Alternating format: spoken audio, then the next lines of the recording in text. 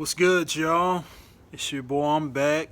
Um, I know it's been a while since we last talked and laid eyes on each other, and I hope all is well, cause God is good all the time. Thank you to all the family, friends, and loved ones that have reached out, have been wondering where I've been, and have been anxious for the new material. Just know that my time away wasn't by choice, but I know it has opened my eyes to not take the little things we tend to take for granted. For the ones that don't know, for the past few weeks I've had a real bad ear infection. For 2.5 weeks, I had total loss of hearing in my left ear. Migraine, swelling in my ear, and my lymph nodes, and the whole side of my left face. This past week, and this past week or so, I've made some tremendous strides. Just yesterday, I had a doctor's appointment, and she told me that things are looking better. I still gotta take precaution, take things slow, take my medication, and hopefully the next 10 days, 2 weeks or so, that I'll be back to normal. Um, but I've got about 60% hearing in my ear now. I know that it comes and goes, it's sporadic, but just to have that is a blessing in disguise, man. To be off the liquid diet for about a week or so, I was on the liquid diet, and it's for the birds. I ain't gonna lie to you. I pray that I'll never have to go through that again. And for the individuals that that are doing the liquid diet or have to use a straw to get their nutrition, their meals, my heart goes out to you, especially for the ones that don't have the choice. And it was tough, and you're a strong individual. Just know that. Just know that, because everybody can't do that. But during my time of recovery, man, like I said, those few negatives that I mentioned could have definitely stirred my faith in a totally different direction. And when the odds get stacked up against us as believers, and the circumstances continue to riddle us with hopelessness, we tend to manage our burdens ourselves, become doubtful, and eventually we stop praying. We start to wonder if the situation will continue to be temporary or long term, and communicate with God in a cussing manner, asking why me, why now, and in a threatening tone, and make promises that we tend to never keep to relieve ourselves from certain situations that continue to happen to us. The last thing we should ever do is doubt God, and what He can do during our time of distress. Believe when you have no other choice, and have faith in Him, and never lose that hope, man. Never lose that hope, because I'll give you a quick example. With this COVID stuff, He sees what's going on, and He hears our cries, but we can't lose that hope. Like I said, it's unfortunate that there's been so many lives that have been lost, and so many jobs that have gone under. But we got to continue to come together and never lose that hope, and not put ourselves in situations that's going to harm others. We got to continue to take precaution and not take it for granted. We might have, oh, I don't have it, I'm good. No, it ain't about that. You just got to continue to take precautions, man, because the last thing you want to do is, unfortunately, affect someone else with it, because you might have the antibodies that you might not have the symptoms, but you could communicate with someone, and a spit particle or something could land on them and they get affected. We just got to continue to be smart and take precautions, man. Don't take this stuff for granted at all. We can't take this for granted. But I saw this video a few weeks ago, and I wish I could have spoke on it then, but under the right circumstances I would have. But it was from an individual named Coach Sean Smith, and it was about a 5-minute video talking about our defaults. And our sameness is love, and our differences is fear.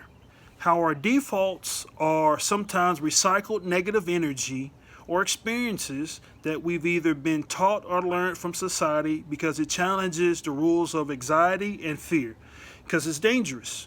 From what we were told as kids, that what's dangerous or different tends to be bad for us. And once we feel attacked, we tend to belittle people, situations, and ourselves. With that I'm right and you're wrong type of mentality, without making our own assumptions, to put the video in my own words, hope I can break it down even further, and also not insult Mr. Smith when I make my points. But I do feel as if that we are more in sameness than we are different, because we tend to pride ourselves on being different, but we all want the same things out of life: love, health, finances, and all those positive things. You know, we tend to try and find different ways on how we love, or how love looks on, and also on who we love. You know, I'll give you an example for you gamers out there.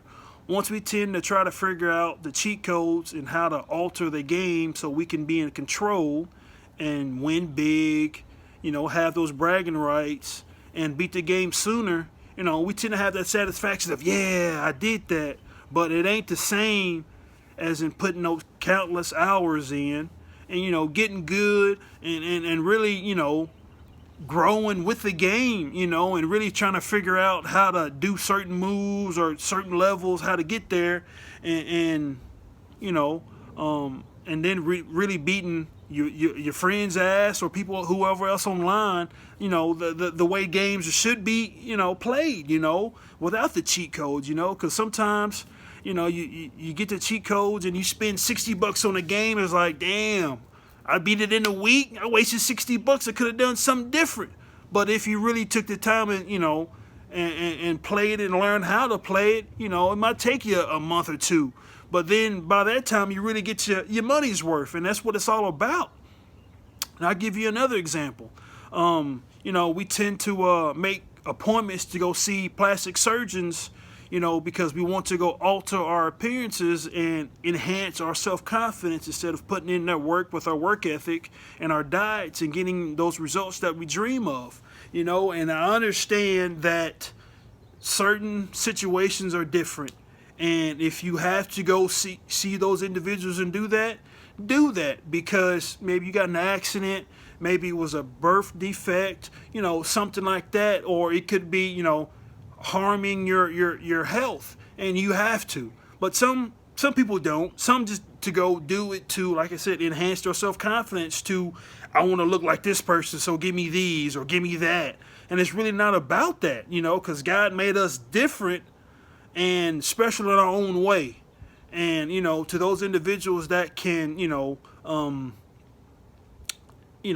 the doctors and the nurses and surgeons and things like that can enhance those areas that we want, hey, you're a blessing, no doubt about it, because certain people need that.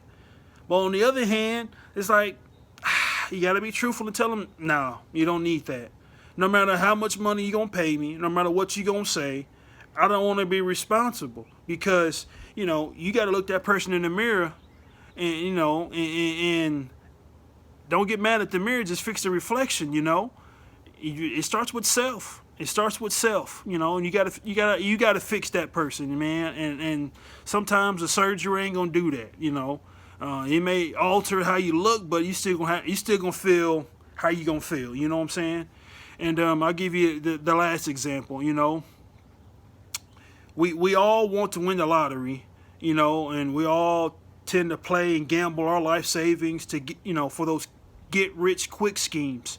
And instead of tithing our 10% to the church, you know, we want to gamble and do other things and then blame God when certain things start happening to us. It's like, well, what did you do? And, you know, at this time when you had this money, well, won't you do it again? No, but in the back of your mind, you know that you damn well will do it again. You know what I'm saying? And it just don't never work out the way we want it to. We just got to learn to adjust and adapt. And, you know, we just need to learn how to live with our defaults that we've all been programmed to do and have, and dive more into those settings. And if we need to alter and adjust those settings, put the work in and get that gratification, that satisfaction, you know, from the fruits of your labor. And, you know, that's what it's about, man. And, you know, hopefully this video, you know, makes some sense to you. You know, I did my best to try to explain and give some examples on my take of what Mr. Sean Smith was talking about, and hopefully I didn't steer you in the wrong direction, and hopefully hopefully I didn't insult Mr. Smith. But like I said, man, hopefully you guys are doing well. It's a beautiful day, man. I'm glad to be outside and experience it, you know. I'm about to get off this thing, man. Ears starting to ache a little bit. I think I've been talking too much. I ain't talked this much in about almost a month, it seemed like. But again, man, do what's right, man. Stay safe, man, and stay prayerful.